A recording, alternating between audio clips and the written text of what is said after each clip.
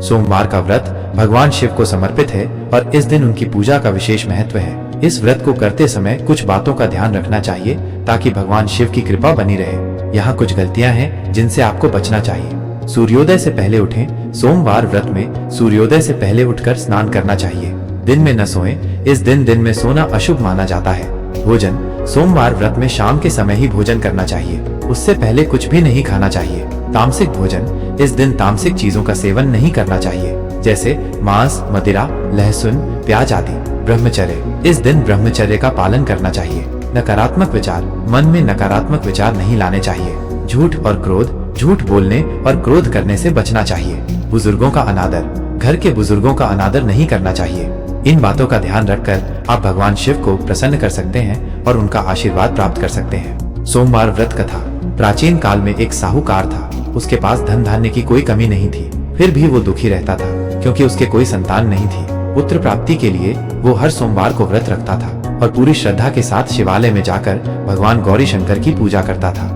एक दिन पार्वती जी ने भगवान शिव से कहा, हे नाथ, यह साहूकार आपका अनन्य भक्त है और सदैव ही आपका व्रत और पूजा भक्ति भाव से करता है। आप कृपा करके इसकी मनोकामना को पूरी कर दें। भगवान शिव ने पार्वती जी से कहा, हे पार्वती, यह संसार कर्म क्षेत्र है। जो जैसा कर्म करता है उसको वैसा ही फल मिलता है।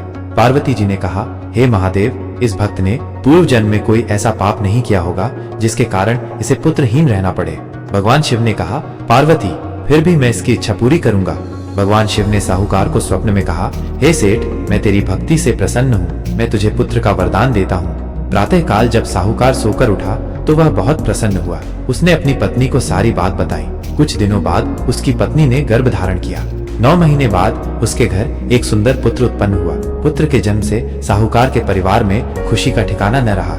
जब बालक 12 वर्ष का हुआ तो उसे पढ़ने के लिए काशी भेजा गया। बालक बहुत ही सुशील और बुद्धिमान था। वो शीघ्र ही सब विद्याओं में पारंगत हो गया। एक दिन बालक के पिता ने उसे बुलाकर कहा, बेटा, अब तू विवाह करने योग्य हो गया है। मैं चाहता हूँ कि तेरा विवाह किसी अच्छे घराने की कन्या से हो जाए। बालक ने कहा, पिताजी, आप मेरी चिंता न करें, मैं स्वयं ही अपने लिए योग्य वधू ढूंढ लाऊंगा। बालक काशी से चलकर एक नगर में पहुंचा। वहां के राजा की एक अत्यंत सुंदर और गुणवती कन्या थी। बालक ने उस कन्या को देखा और उसे अपना जीवन साथी बनाने का निश्चय किया। बालक ने राजा के पास अपना विवाह प्रस्ताव भेजा। राजा ने बालक के गुणों की प्रशंसा की और विवाह के लिए स्वीकृति दे दी। एक शुभ दिन बालक और राजकुमारी का विवाह हो गया। विवाह के बाद बालक अपनी पत्नी को लेकर अपने घर आया। साहूकार और उसकी पत्नी अपने पुत्र और बहू को देखकर बहुत प्रसन्न हुए। उन्होंने अपने पुत्र और बहू को आशीर्वाद दिया और कहा, तुम दोनों सदा सुखी रहो। कुछ दिनों बाद साहूकार का पुत्र अपनी पत्नी को लेकर अपने मामा के घर गया। वहाँ पर उसका बहुत आदर सत्कार हुआ। एक दिन बालक अपनी पत्नी के साथ अपने मामा के घर से लौट रहा था। रास्ते में एक वन में उन्हें डाकुओं ने घेर लिया। डाकुओं ने बालक और उसकी पत्नी को पकड़ लिया और उन्हें मारने के लिए उद्यत हुए। बालक की पत्नी ने डाकुओं से कहा, तुम लोग हमें क्यों मार रहे हो? हमने तुम्हारा क्या बिगाड़ा है? डाकुओं ने कहा, तुम दोनों बहुत धनवान हो, हम तुम्हें मारकर तुम्हारा सारा धन ले लेंगे। बालक की पत्नी ने कहा, हमारा धन तो ले लो पर हमें मत मारो। डाकुओं ने बालक और उसकी पत्नी का सारा धन ले लिया और उन्हें छोड़ दिया। बालक और उसकी पत्नी बहुत दुखी हुए। वे सोचने लगे कि अब हम क्या करेंगे।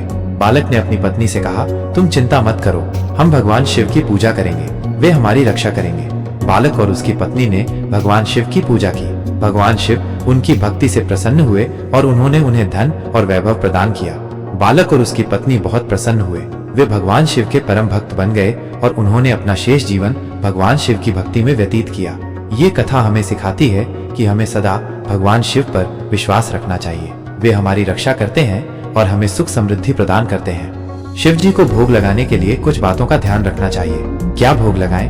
दूध, दही, शहद, घी और शक्कर। ये पंचामृत भगवान शिव को बहुत प्रिय हैं। फल, आप कोई भी फल जैसे केला, सेब, अनार आदि चढ़ा सकते हैं। मिठाई, आप अपनी पसंद की कोई भी मिठाई जैसे पेड़ा, बर्फी, लड्डू आदि चढ़ा सकते हैं। अनाज, आप चावल, गेहूं या कोई भी अनाज चढ़ा सकते हैं। सूखे मेवे, आप बादाम, काजू, किशमिश आदि भी चढ़ा सकते हैं। कैसे भोग लगाएं? 1. सबसे पहले स्नान करके स्वच्छ वस्त्र धारण करें। 2. फिर एक थाली में भोग की सामग्री सजा लें। 3. थाली को भगवान शिव की मूर्ति या शिवलिंग के सामने रखें। 4. फिर भगवान शिव को प्रणाम करें और उन्हें भोग अर्पित करें। 5. भोग अर्पित करते समय आप ओम नमः शिवाय मंत्र का जाप कर सकते हैं। 6. कुछ देर बाद भोग को प्रसाद के रूप में ग्रहण करें। कुछ अन्य बातें, आप अपनी श्रद्धा और भक्ति के अनुसार कोई भी भोग लगा सकते हैं। भोग हमेशा साफ और ताज़ा होना चाहिए। भोग को कभी भी जूठा नहीं करना चाहिए। भोग को हमेशा दूसरों के साथ बांटकर खाना चाहिए। ये भी ध्यान रखें, भगवान शिव को तुलसी का पत्ता नहीं चढ़ाया जाता है। भगवान शिव को भांग बहुत प्रिय है, लेकिन इसका सेवन सीमित मात्रा में ही करना चाहिए। मुझे उम्मीद है कि ये जानकारी आपके लिए उपयोगी होगी। अगर आपको वीडियो पसंद आया हो तो लाइक करें और यदि आप चैनल पर नए हैं तो सब्सक्राइब करें। आपके कोई प्रश्न या सुझाव हो तो कमेंट बॉक्स में लिखें।